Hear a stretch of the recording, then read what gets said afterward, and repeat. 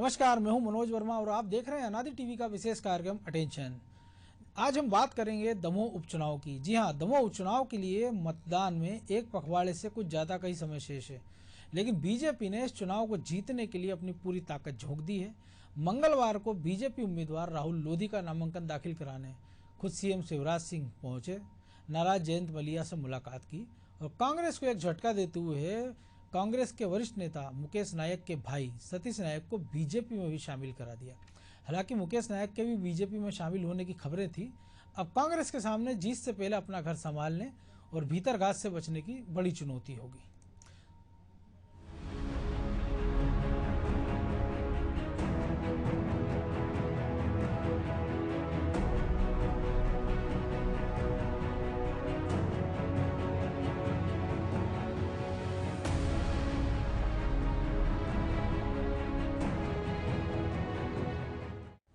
दमोह उपचुनाव के दंगल में बीजेपी पूरी ताकत के साथ उतर चुकी है।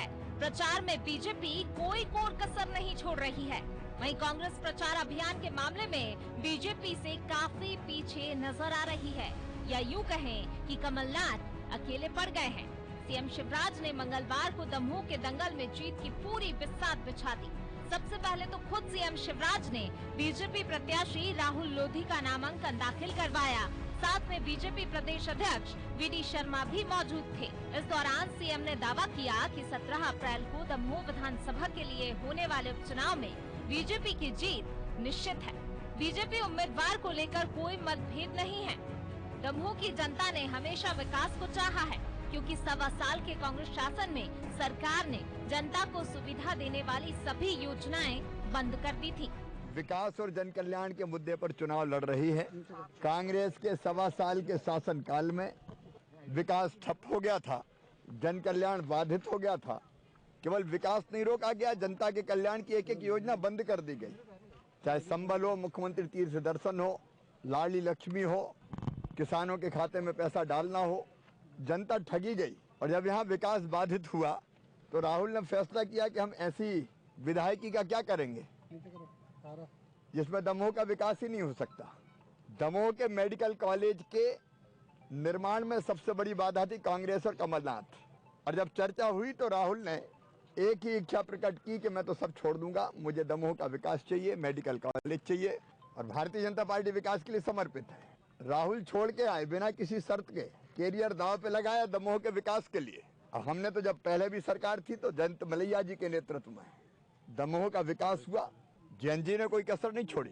और अब फिर जैसे ही भारतीय जनता पार्टी का शासन आया, हमने फिर दमोह के विकास की यात्रा फिर प्रारंभ कर दी। विकास के मुद्दे पर ही हम चुनाव लड़ेंगे और भारी बहुमत से शानदार वोटों से जीतेंगे।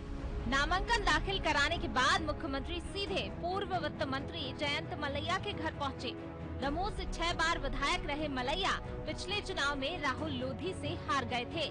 इस बार पार्टी ने राहुल लोधी को टिकट दे दिया तो वे नाराज हो गए। उनके बेटे सिद्धार्थ मलैया के निर्दलीय चुनाव लड़ने की चर्चाओं के बाद पार्टी नेतृत्व ने उन्हें बड़ी मुश्किल से मनाया। हालांकि जयंत मलैया के समर्थक अब भी राहुल लोधी के चुनाव प्रचार से दूर हैं। इसको लेकर उन्हें मनाने की कोशिशें भी चल रही हैं। शिवराज भी इसी सिलसिले में जयंत मलैया को पार्टी की आम सभा में ले जाने के लिए उनके घर पहुँचे। नाराज जयंत मलैया से मुलाकात के बाद सीएम शिवराज ने कांग्रेस को झटका देते हुए उनके भाई सतीश नायक को बीजेपी में शामिल करा लिया। हालांकि पहले मुकेश नायक के भी बीजेपी में शामिल होने की संभावना थी। कांग्रेस उपचुनाव में मलैया की नाराजगी का फायदा उठाना चाहती थी, लेकिन सीएम शिवराज खुद मलैया के घर पहुँच गए। अब ऐसे में कांग्रेस के सपनों पर पानी फिरता नजर आ रहा है। चुनौतीपूर्ण बिल्कुल नहीं है कांग्रेस के लिए। कांग्रेस जो है अपना पूरे दमखम से चुनाव लड़ रही है।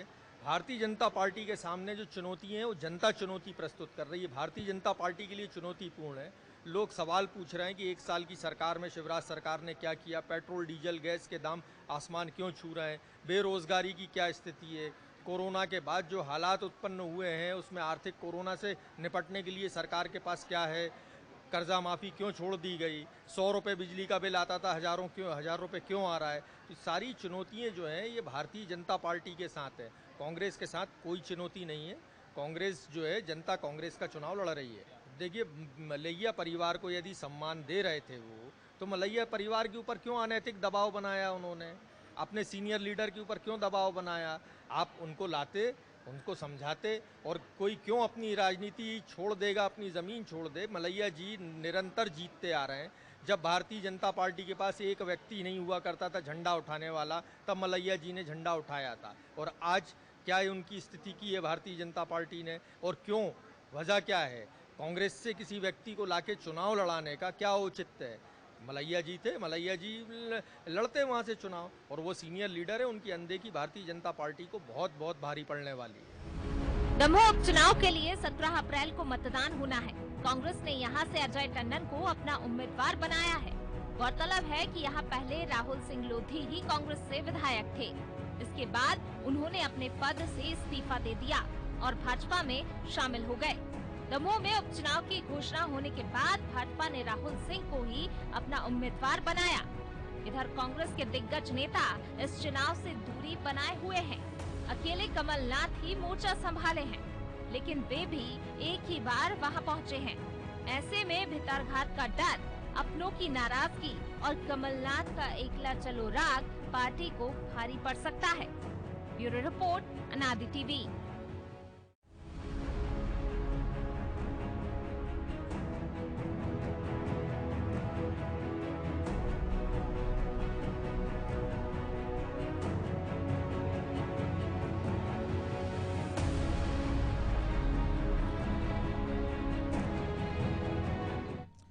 तो दमोह के इसी दंगल को समझेंगे अनादि टीवी के एसोसिएट एडिटर प्रभु पटेरिया, ब्यूरो हेड ब्रजेश चौकसे के साथ। सबसे पहले प्रभु जी, आपके पास मतदान की तारीख है 17, और किसको किससे खतरा दमोह? देखिए मनोज जी, खतरा तो दोनों को है, क्योंकि जब तक चुनाव के परिणाम नहीं आ जाते तो चुनाव तलवार की धार की तरह होता है प्रत्याशियों के लिए। जो भी निर्दलीय प्रत्याशी भी यदि कोई वहां पर मैदान में होगा तो वो भी यही उम्मीद करता है, यही दावा करता है कि मैं जीत रहा हूँ। और यदि हम मध्य प्रदेश की बात करें तो मध्य प्रदेश का सुहागपुर का विधानसभा का एक उपचुनाव ऐसा भी हुआ है जहां की जनता ने कांग्रेस भाजपा दोनों दलों को ठुकराकर एक ट्रांसजेंडर को चुनाव जिताकर विधानसभा में भेज दिया था। तो ऐसा ही उदाहरण सागर का भी रहा है। वहां पे महापौर के चुनाव में भी किन्नर को जिताकर वहां के लोगों ने भेज दिया था। तो जब उपचुनाव होते हैं, और ये एक तरीके से ये कहें कि जो कांग्रेस आरोप लगा रही है, जनता की भी समझ में आ रही है, बिका हुआ उपचुनाव है। ये जो प्रत्याशी हैं, जिसकी अभी हम पैकेज में सुन रहे थे, मुख्यमंत्री जी तारीफ कर रहे थे कि उनने जो है दमोह के विकास के लिए कांग्रेस छोड़ी। तो राहुल लोधी ने कांग्रेस कब छोड़ी? राहुल लोधी ने कांग्रेस तब छोड़ी जब मध्य प्रदेश में सत्ता परिवर्तन हो चुका था। राहुल लोधी ने उस समय कांग्रेस छोड़ी है जब कमलनाथ के अब दोबारा सत्ता में लौटने की कोई संभावना नहीं थी। बिल्कुल। तो स्वाभाविक तौर पर राहुल लोधी ने दांव, यदि मतलब वो कांग्रेस में रहते हुए भी यदि वो चाहते, इतना उनको विकास के प्रति समर्पण था वहां के, तो शायद भारतीय जनता पार्टी उनको बाहर से रहकर भी वो मदद ले सकते थे। बिल्कुल। जो विकास की सौगातें वो चाहते वो वहां पर वो सरकार चाहे तो दे सकती थी, यदि पक्के विधायक थे, सच्चे विधायक थे तो। लेकिन राहुल लोधी ने जिस तरीके से पार्टी छोड़ी है अब बाद में, तो स्वाभाविक तौर पर कहीं ना कहीं इसको लेकर वहां सवाल उठ ही रहे होंगे। तो इसलिए उपचुनाव में, इस उपचुनाव में खासकर वो 28 सीटों का उपचुनाव था मनोज जी, जो पहले हुआ था वो सरकार को स्थायित्व देने का चुनाव था। उस चुनाव में जनता को ये भरोसा था कि वो जिसके पास जाएगी उसकी सरकार रहेगी, और कर्ज माफी का धोखा एक वो जनता देख चुकी थी। तो इसलिए उसने भारतीय जनता पार्टी को चुना उस चुनाव में। लेकिन ये उपचुनाव जो है, ये वाकई में ये जो है लिटमस टेस्ट है नेताओं के लिए, जो वहां पर जो दांव लगा रहे हैं। क्योंकि कांग्रेस के जो प्रत्याशी हैं वो 2 बार चुनाव हार चुके हैं, हो सकता है उनके पास जनता की सिंपैथी उनके साथ चली जाए। बिल्कुल, अजय टंडन के साथ। तो इस तरीके की परिस्थितियां निर्मित, और जबकि जयंत मलैया वहां पर नाराजगी सार्वजनिक हो चुकी है, उनके बेटे जो है वहां पे पहले नाराजगी जता चुके हैं। वहां पर आप ये भी समीकरण देखिए कि भाजपा की जो एक संगठन के प्रभारी हैं और जो सरकार की तरफ से प्रभारी है, वो दोनों विपरीत ध्रुव हैं, आपस में दोनों की बनती नहीं है। भूपेंद्र सिंह गोपाल भार्गव जी। और आज की यदि हम नामांकन दाखिले के समय की बात करें तो जिस तरीके से मुख्यमंत्री संगठन प्रभारी को तवज्जो देते दिखे मंच पर बार बार बोलते हुए, तो क्या जो सरकार की तरफ से प्रभारी है गोपाल भार्गव उससे खुश होंगे? ये तमाम समीकरण वहां पर हैं जो इस चुनाव के नतीजे पर तय करेंगे। ये जरूर है कि भाजपा ने मुकेश नायक के भाई को अपने यहाँ लाकर एक माइंड गेम खेलने की कोशिश की है, लेकिन उसका कोई बहुत ज्यादा वजूद, हमने उनका नाम भी पहली बार सुन रहे हैं। कोई बहुत बड़ा नेता, ये कद के नेता वो ऐसे है नहीं वहां के लिए। कि वो शायद इतना ज़्यादा प्रभावित कर सके कि भारतीय जनता पार्टी के पक्ष में कांग्रेस का सारा वोट बैंक ले आए। तो ये बहुत सारे समीकरण वहाँ पर हैं जो ये तय करेंगे कि दमोह किस करवट बैठने वाला है। दो बड़ी दिलचस्प चीज़ भी है, एक अजय टंडन कांग्रेस के प्रत्याशी अजय और दूसरा अजय सिंह को कांग्रेस याद नहीं कर रही, और एक राहुल जिनको बीजेपी कोसती रहती है, एक राहुल की वो तारीफ कर रहे हैं कम से कम किसी एक मामले में। तो ब्रजेश जी, एक कहावत है कि खुद के पूत कुंवारे डोल रहे हैं और पड़ोसियों को फेरे लगाने की चिंता में कांग्रेस दिख रही है। हमने देखा भी कांग्रेस प्रवक्ता को भी कि उनको बड़ी चिंता मान सम्मान की जयंत मलैया की, ऐसी चिंता उन्होंने 28 उपचुनाव में भी जताई थी। लेकिन ऐसा लग रहा है कि अब जाके जब वो डोरे डालने की कोशिश कर रहे हैं तो कांग्रेस इसमें सफल होती नजर आएगी। देखिए मनोज जी, डोरे डालते दिख रहे हैं। वो पहले भी सवाल उठाए थे, उनने सिंधिया को अब भी 10 नंबर पे स्टार प्रचारक बनाया तो उस पर भी सवाल उठाए, मलैया को पर भी सवाल उठाए कि उनके मान सम्मान की बात करें। लेकिन भाजपा यहाँ देखो आप साथ ही दिख रही है। मलैया जी को उन्होंने स्टार प्रचारकों की सूची में रखा है, ज्योतिरादित्य सिंधिया के साथ प्रभुराम चौधरी, गोविंद सिंह राजपूत को भी रखा है। दूसरी तरफ हम देखें कांग्रेस की जो स्टार प्रचारकों की सूची जारी हुई है उनमें उनके इकलौते सांसद हैं नकुलनाथ गायब हैं, चौधरी राकेश सिंह का नाम भी यहाँ चौंकाने वाला है, और गोविंद सिंह बाहर हैं। गोविंद सिंह, डॉक्टर गोविंद सिंह की बात कर रहा हूँ मैं। तो कहाँ जिस तरह से चौधरी राकेश सिंह के खिलाफ पूरा दिग्विजय खेमा, अजय सिंह से लेकर तमाम विरोध हो गए थे, खड़े हो गए थे जब उपचुनाव की बात आई थी। तो कांग्रेस जहां उधर से सिंपैथी लेने की कोशिश कर रही है, लेकिन एक तरफ उसी में गुटबाजी नजर आ रही है, उसकी स्टार प्रचारकों की सूची भी उस तरफ इंगित कर रही है। तो ये एक तरह से कहें कि दिग्विजय सिंह खेमे को एक संकेत भी है, क्योंकि दिग्विजय सिंह भी इस प्रचार से बाहर है। भले स्टार प्रचारकों की सूची में अजय सिंह भी इसमें नहीं है, गोविंद सिंह भी नहीं है, लेकिन अगर चौधरी राकेश सिंह है तो कोई एक मैसेज देने की कोशिश निश्चित तौर पर यहाँ एक बार फिर कमलनाथ ने साबित करने की कोशिश की है कि अभी मध्य प्रदेश में उनका ही हुक्म चलने वाला है, क्योंकि केंद्रीय हाईकमान कुछ दिशा निर्देश या कुछ तो पालन करा नहीं रहा है। और दिग्विजय सिंह को एक तरह से हम देख रहे हैं अभी भी वो चुनाव प्रचार में नहीं गए हैं, ना अजय सिंह गए हैं, ना दिग्विजय सिंह गए, ना अरुण यादव गए। अजय सिंह का नाम जरूर स्टार प्रचारकों की सूची में है, 9वें नंबर पर उनका नाम है, लेकिन आप देखिए कि सिर्फ कमलनाथ खेमा एक प्रचार वहाँ पे लगा हुआ है, और उनको एक उम्मीद है जयंत मलैया से जो नाराजगी है उसका फायदा उठाने की वो कोशिश कर रहे हैं। लेकिन कितना फायदा उठा पाएंगे ये उनकी रणनीति पर डिपेंड करेगा, अकेले कमलनाथ कितना कुछ कर पाते हैं, क्योंकि ना दिग्विजय सिंह अभी दिख रहे हैं हमें प्रचार करते हुए, ना अजय सिंह दिख रहे हैं। और मुझे लगता है कि जो स्टार प्रचारकों की सूची जारी हुई है जिसमें चौधरी राकेश सिंह का जैसे नाम आया है, तो मुझे लगता है फिर गुटबाजी एक तरफ देखने को मिलेगी। कांग्रेस में वैसे ही गुटबाजी है उनमें, और तो कितना रोल निभाते हैं ये लोग, वहाँ कितनी मेहनत करते हैं, ये भी बहुत कुछ डिपेंड करेगा जी। लेकिन एक और चीज़ भी हुई ना कि कमलनाथ जब गए थे तो वो प्रचार में जब 25 तारीख को पहुंचे तो वो प्रत्याशी का नाम लेना ही भूल गए थे। इसके साथ ही हमने आज देखा कि वीडी शर्मा भी पहुंचे नामांकन दाखिल कराने, शिवराज सिंह चौहान भी, लेकिन कमलनाथ नामांकन दाखिल कराने भी नहीं पहुंचे थे। तो ये जो सुविधा की राजनीति कमलनाथ की, वो कांग्रेस को कहाँ ले जा रही है?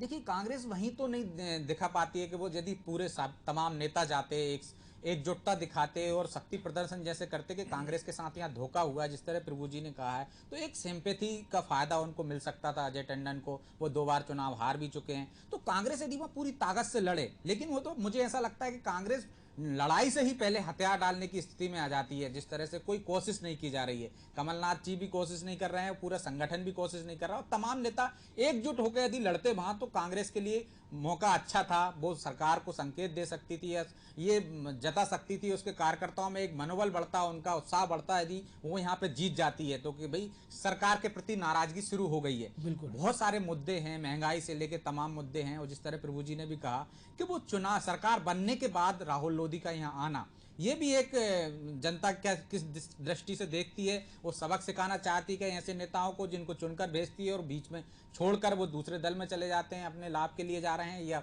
ये भी देखा जाएगा उसमें कि राहुल लोधी यदि वहाँ गए हैं तो क्या वो क्षेत्र के विकास के लिए गए हैं। सिर्फ एक कॉलेज की बात है, कॉलेज के लिए शिलान्यास हो गया है, एक वादा कर दिया है, लेकिन तमाम चीज़ें उनकी पूर्ति हो पा रही है कि नहीं हो पा रही, जनता इस पर कितना भरोसा कर रही है कि कॉलेज और महाविद्यालय की बात है या अन्य तमाम जो वहाँ की उपेक्षा हो रही थी, वो जो विकास कार्य हैं वो उनकी वादे करके जिनको कहकर आए हैं कि राहुल लोधी कि हम ये पूरे करेगी सरकार, इस कारण मैं यहाँ आ रहा हूँ, तो कितना मान देती है उनको, कितना मानती है कि उनकी बात में दम है। प्रभु जी, बात में दम तो बात है, लेकिन एक और चीज़ आपने देखी कि आज प्रहलाद पटेल भी मंच पर हैं, वीडी शर्मा भी, शिवराज सिंह चौहान भी, तमाम सारे बीजेपी ने एक मैसेज देने की कोशिश की, और जो सिंधिया समर्थक लोग हैं जो मंत्री बन गए सरकार में, वो सारे भी इस मंच पर मौजूद थे, जो बुंदेलखंड से खासतौर से आते हैं। कांग्रेस ऐसा मैसेज कब दे पाएगी आपको लग रहा है? क्योंकि समय बचा नहीं, 15 दिन का समय मान के चलिए मुश्किल से बचा है। देखिए मनोज जी, कमलनाथ बहुत अनुभवी राजनेता हैं, 40 साल का उनका संसदीय जीवन है, कई बार मंत्री रहे हैं और मध्य प्रदेश के मुख्यमंत्री भी रहे। जब उन्हें चाहा था, जब वो मध्य प्रदेश आए, जब उनको पीसीसी चीफ बनाया गया, तो कमलनाथ ने टारगेट सेट करके आए थे कि उनको मुख्यमंत्री बनना है और वो उनने मुख्यमंत्री बन के भी दिखाया। तो कमलनाथ वो नेता है जो बेवजह ऊर्जा खर्च नहीं करना चाहते, जो मैं आकलन कर रहा हूँ उनका कि अभी आप देख लीजिए कि इस उपचुनाव से ना तो सरकार गिरने वाली है, ना अभी 2-2.5 साल तक कोई और सरकार पर कोई संकट वो खड़ा कर सकते, तो क्यों वो अपनी ऊर्जा बेवजह यहाँ खर्चा करें, क्यों अपने पत्ते खोलें? तो इसलिए केवल औपचारिकता है, चूंकि उपचुनाव आ गए हैं, औपचारिक तौर पर उनको एक प्रत्याशी खड़ा करना था, तो 2 बार के हारे हुए व्यक्ति को उन्हें टिकट दे दिया। भले उनकी किस्मत हो वो जीत जाएं, बिल्कुल वहाँ की जनता यदि जिता दे तो वो अलग बात है। लेकिन कांग्रेस के बड़े नेता या कमलनाथ की बात कहें तो कमलनाथ बेवजह ऊर्जा खर्च नहीं करना चाहते हैं। यदि उनको ऐसा लगता है इस सीट से यदि वो सत्ता परिवर्तन कर सकते हैं तो कमलनाथ वहीं डेरा डाल के बैठ सकते थे। जब 28 सीटों पर उनकी सत्ता वापस पाने की आस थी, तब उन्होंने इतनी मेहनत नहीं की, तो आप एक उपचुनाव में कैसे उम्मीद कर सकते हैं कि कमलनाथ या कांग्रेस वहाँ पर पूरा जोर लगाएगी? बिल्कुल वो चूंकि वो उनको मालूम है इससे कुछ फर्क नहीं पड़ना, तो बेवजह अपने धन संसाधन खर्च करो, एक टीम लगाओ, कई नेता वहाँ पर इंट्रोड्यूस करो और फिर उनको जो इंट्रोड्यूस करेंगे अच्छे नेता उनको भारतीय जनता पार्टी ले लेगी।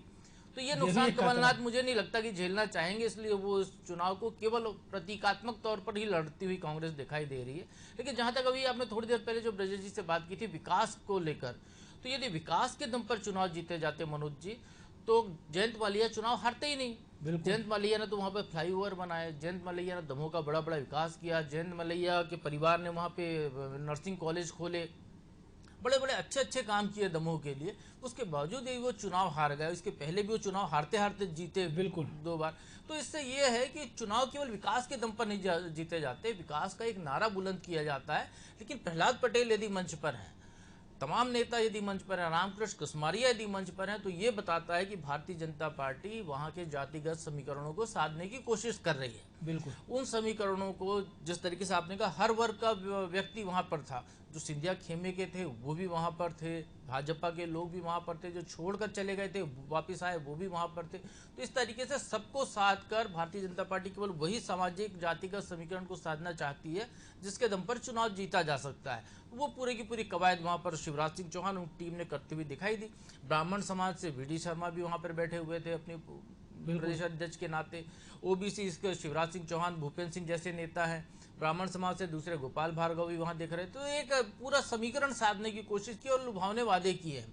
अब इनमें से कितने वादे पूरे होते हैं ये तो बात की बात है, क्योंकि वो जो 28 सीटों के जो उपचुनाव हुए थे उनमें एक एक क्षेत्र में 500-600 करोड़ रुपए के जो काम स्वीकृत किए थे, जिसको कि वहाँ के उम्मीदवारों ने दावा किया था कि काम टेंडर हो चुके हैं। बिल्कुल अब उनमें से कितने हुए हैं वो तो अब चुनाव आएगा तभी वो खुलासा करेंगे। लेकिन ये वादे इरादों के अलावा जो चुनाव जीतने के जो सारे इंतजाम होते हैं, जो समीकरण होते हैं, वो भाजपा वहाँ पर बहुत कांग्रेस से बेहतर तरीके से साधती हुई दिखाई दे रही है। और शायद थोड़ा पहले चले तो हमने देखा था कि मैहर में कि मिनी स्मार्ट सिटी बनेगी उपचुनाव में, नारायण त्रिपाठी के समय कोलार से मुंगावली है, चित्रकूट है। जैसे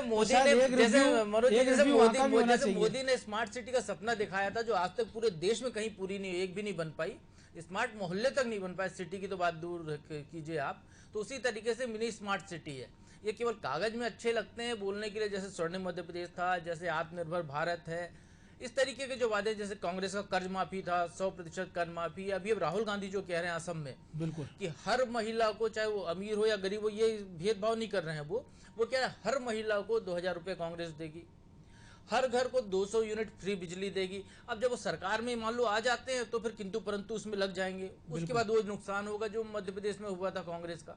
तो ये जो चुनावी वादे करते हैं नेता, तब उनको ये नहीं पता होता कि करना क्या है आगे जाके। वो केवल एक ही मात्र उद्देश्य रहता है, जनता को बेवकूफ बनाओ, वोट पाओ। तो शायद वही कवायद यहाँ पर भी हो रही है। प्रभु जी, एक और चीज़ आपने कही थी कि कमलनाथ अनुभवी नेता, ऊर्जा खत्म नहीं करना चाहते, लेकिन इसी साल मान के चल रहे हैं क्योंकि अब कोरोना जिस प्रकार से विकराल हो रहा है कि ये मान के चल रहे साल के अंत तक ही शायद नगरीय निकाय के चुनाव होंगे, तब आपको नहीं लगता एक बूस्टअप मिल जाता कार्यकर्ता को? इसके साथ ही अब खंडवा का लोकसभा चुनाव भी आना है, तो अगर वो सोचते रहे कि एक एक सीट के लिए ऊर्जा कौन खराब करेगा, तो ऐसा नहीं हो कि किसी दिन वो कांग्रेस कहीं लायक बचे ना। देखिए, वो तो कांग्रेस की जो गति होनी है वो तो अपने आप होती हुई दिखाई दे रही है, क्योंकि कांग्रेस में एक बहता हुआ पानी नहीं है, वो स्थिर पानी हो गया है कांग्रेस का।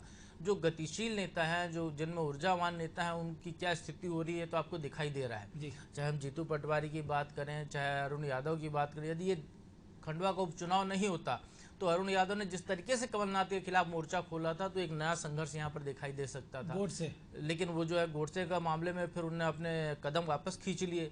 जितने ट्वीट किए थे वो सब उन्होंने डिलीट कर दिए बाद में। अब वो कांग्रेस के रंग बिरंगे हुए क्योंकि उनका अपना निजी स्वार्थ वहां पर खंडवा से चुनाव लड़ना और है। बली माणक अग्रवाल चढ़ गए। हाँ, तो इस तरीके की स्थितियां हैं। तो कांग्रेस में मुझे नहीं लगता मनोज जी की कमलनाथ चूंकि बहुत उम्र दराज भी नेता हैं वो, तो बेवजह ऊर्जा खर्च करें, वो जितनी संचित ऊर्जा है उसको वो इस तरीके से नुकसान करें, क्योंकि वो अगले उपचुनाव, अगले जो विधानसभा चुनाव हैं उसके तो उनका ध्यान ज़्यादा होगा कि उसके लिए वो अपने मध्य प्रदेश की एनर्जी बनाए, उसके लिए वो अपनी टीम को तैयार करें। इसीलिए शायद कमलनाथ न तो संगठन पर भी ज़्यादा ध्यान दे रहे हैं, न चुनावी क्षेत्रों में ज़्यादा ध्यान दे रहे हैं। नगरीय निकाय चुनाव तो ऐसा है कि आने जाने चीज़ है, उससे कोई कांग्रेस को बहुत ज़्यादा फर्क नहीं पड़ने वाला है जी। वो केवल विधानसभा चुनाव पर फोकस करेगी तो वहां पर कमलनाथ की सरकार दिखेगी। नगरीय निकाय चुनाव जिता भी लेते हैं तो कमलनाथ को क्या श्रेय जाना। लेकिन प्रभु जी, जिस क्षेत्र में चुनाव हो रहा है महाकौशल, वो कमलनाथ का ही क्षेत्र कहलाता है। यदि यहाँ देखें आप, यदि हार होती है तो एक तरह से कमलनाथ पे ही ठीकरा फोड़ेंगे, दिग्विजय सिंह से अलग खेमे जो खेमा है, तो आप उसको नहीं देखते ये कमलनाथ के रूप में सिर्फ कमलनाथ की क्षति होगी, एक तरह से उनके नेतृत्व को नकारा जाएगा। देखिए, वो पहली बात तो वो दमोह बुंदेलखंड का इलाका है और महाकौशल से लगा हुआ क्षेत्र जरूर है, ये जरूर कह सकते हैं। और कमलनाथ को क्या फर्क पड़ता है ब्रजेश जी, जो खुद ही व्यक्ति अपना उपचुनाव हारते हारते जीते हो बहुत कम मार्जिन से, अपने जीवन के सबसे कम मार्जिन से। उनके मुख्यमंत्री रहते हुए उनके पुत्र जो है बड़े मुश्किल से एक संसदीय क्षेत्र में जीत पाए, वो भी कम मार्जिन से। तो आप अंदाजा लगा लीजिए क्या स्थिति है कांग्रेस की। ब्रजेश जी से जुड़ा सवाल है कि स्थितियों का अंदाजा लग रहा है, लेकिन क्या फिर एक बार, कई बार ये सवाल उठ चुका है कि फिर क्या एक पद खतरे में होगा कमलनाथ का, क्योंकि कांग्रेस में बड़ी तैयारी चल रही थी कि मई में राहुल गांधी की ताजपोशी की बात चल रही है कि अगर राहुल गांधी विधिवत, जैसा कि कांग्रेस में परंपरा है जिस प्रकार की, उस तरीके से राष्ट्रीय अध्यक्ष बन जाते हैं तब कोई एक पद खतरे में होगा। देखिए मनोज जी, अभी तो कोई खतरा दिख नहीं रहा है। हम इस बार पे पहले भी कई बार बात कर इसीलिए चुके मैं फिर से हैं, इसीलिए जब पूछा। तक हाई कमान लेवल पर, जब तक राष्ट्रीय अध्यक्ष उनका चयनित नहीं हो जाता, उसका चुनाव इसी नहीं की होता, बात, क्योंकि मई वहाँ- की बात कर रहे हैं वो लोग। वहां पे जिस तरह से विरोध चल रहा है कि किस तरह से चुनाव होगा, तो अभी तो कांग्रेस यही तय नहीं कर पाई है कि राहुल गांधी बनेगा। ये चर्चाओं में है कि राहुल गांधी कोई बनना है। G23 थे, वो G24 हो गए। वो भी कह रहे हैं भाई निर्वाचित तरीके से कर लो, यदि राहुल गांधी को ही बनाना है तो बना दीजिए। लेकिन आप देखिए कि अब तक कांग्रेस तय नहीं कर पाई। जब तक कांग्रेस ऊपर लेवल पर, हाईकमान स्तर पर, राष्ट्रीय स्तर पर तय नहीं कर पाएगी, तब तक मध्य प्रदेश में तो कमलनाथ का एक छत्र राज चल रहा है। जिस तरह से उनके निर्णय बता रहे हैं, जिस तरह से वो काम कर रहे हैं, तो निश्चित तौर पर अभी तो कोई खतरा नहीं दिखता। इसके बाद एक उपचुनाव और आएगा, जैसे आपने बताया खंडवा लोकसभा का। तो यदि उस उपचुनाव तक राष्ट्रीय स्तर पर कोई परिवर्तन नहीं हुआ, तो जिस तरह से अरुण यादव ने हथियार डाले हैं अभी, तो मुझे नहीं लगता कि अभी कमलनाथ के लिए कोई खतरा है। अभी तो वो दोनों ही पद अपने पास ही रखेंगे जब तक कि ऊपर राष्ट्रीय स्तर पर चयन नहीं हो जाता। इसके बाद पूरे मध्य प्रदेश में क्या अन्य प्रदेशों में भी बदलाव होंगे, तो ये दूर की कौड़ी है। अभी फिलहाल तो कोई फर्क नहीं पड़ता, भले ये उपचुनाव वो हार भी जाएंगे, उनके नेतृत्व में हार भी जाएगी कांग्रेस, तब भी मुझे नहीं लगता कि कोई फर्क पड़ेगा कमलनाथ के पदों पर। दोनों पद अभी उनके पास बरकरार रहेंगे। प्रभु जी, कांग्रेस पे तो फर्क नहीं पड़ेगा, लेकिन बीजेपी के नजरिए से देखें, अगर चुनाव, ये बीजेपी चुनाव हार जाती है तो क्या ये एक साल के कामकाज पर जनादेश होगा या संगठन पर इसका ठीकरा फोड़ा जाएगा? देखिए मनोज जी, संगठन तो गौण है। भारतीय जनता पार्टी में जब सत्ता होती है तो संगठन की कोई बिसात नहीं होती है। और यदि चुनाव, ये उपचुनाव भाजपा हार जाती है तो इसका सबसे ज़्यादा यदि किसी की छवि पर फर्क पड़ेगा तो है शिवराज सिंह चौहान, जो कि मुख्यमंत्री हैं, जिनके नाम पर भारतीय जनता पार्टी चुनाव मैदान में उतर रही है, जिनके दम पर भारतीय जनता पार्टी चुनाव मैदान में उतर रही है और जिनकी बहुत आगे संभावनाएं दिख रही हैं। संभावनाशील व्यक्ति हैं शिवराज सिंह चौहान, चूँकि उनके सामने अभी 2.5 साल का कार्यकाल है। और जिस तरीके से भारतीय जनता पार्टी ने मध्य प्रदेश की अभी सरकार हासिल की थी, तो उसके बाद जो समीकरण बने थे कि उसमें ये कहा जा रहा था कि शिवराज सिंह चौहान को सिर्फ उपचुनाव जिताने के लिए मुख्यमंत्री बनाया गया है, उसके बाद उनको बदल दिया जाएगा। फिर ये कहा जा रहा है, कयास, भाजपा के ही कयास बता रहा हूँ, अब वो कयास लग रहे हैं कि बंगाल चुनाव के बाद उनको बदला जा सकता है। हालांकि उनकी कार्यप्रणाली से ऐसा कहीं लग नहीं रहा है कि शिवराज सिंह चौहान को ऐसा कोई खतरा हो, लेकिन स्वाभाविक तौर पर एक डेंट तो उनकी छवि पर लगता ही है। और यदि ये उपचुनाव हारती है भारतीय जनता पार्टी, तो इसका नुकसान कहीं ना कहीं यदि किसी को हो सकता है तो वह है सिर्फ शिवराज सिंह चौहान। यानी कह सकते हैं, जो आप बार बार पहले भी कई बार कह चुके हैं, कि कसौटी पर शिवनाथ। जी बिल्कुल, कसौटी पर शिवराज हैं और साथ में नाथ तो उनसे जुड़े हुए हैं, इसीलिए शिवनाथ। चलिए, बहुत शुक्रिया आप दोनों का विश्लेषण के लिए। तो निश्चित तौर पर दर्शकों को समझ में आया होगा कि दमोह का समीकरण क्या कह रहा है। तो दमोह में दम दिखाने की मजबूरी दोनों की है। अब जैसा प्रभु जी ने कहा कि कमलनाथ संचित ऊर्जा का व्यय नहीं करना चाहते, लेकिन उस ऊर्जा को बचाकर रखने का फायदा क्या है? क्योंकि जब आप मैराथन धावक होते, लंबी दूरी तक दौड़ना होता है, तो फिर उसमें एक नियम होता है कि आप शुरू में धीमे स्टार्ट लीजिए और बाद में तेज दौड़िए। लेकिन यहाँ ऐसा कोई संभावना भी कांग्रेस के सामने है नहीं। उनको तो हर एक दौड़ बिल्कुल 100 मीटर जैसी फर्राटा दौड़ना पड़ेगी, तब जाकर वो शिवराज सिंह चौहान जैसे धावक से लोहा ले पाएंगे। तो अटेंशन में आज इतना ही। मुझे दीजिए इजाज़त और आप देखते रहिए अनादि टीवी। नमस्कार।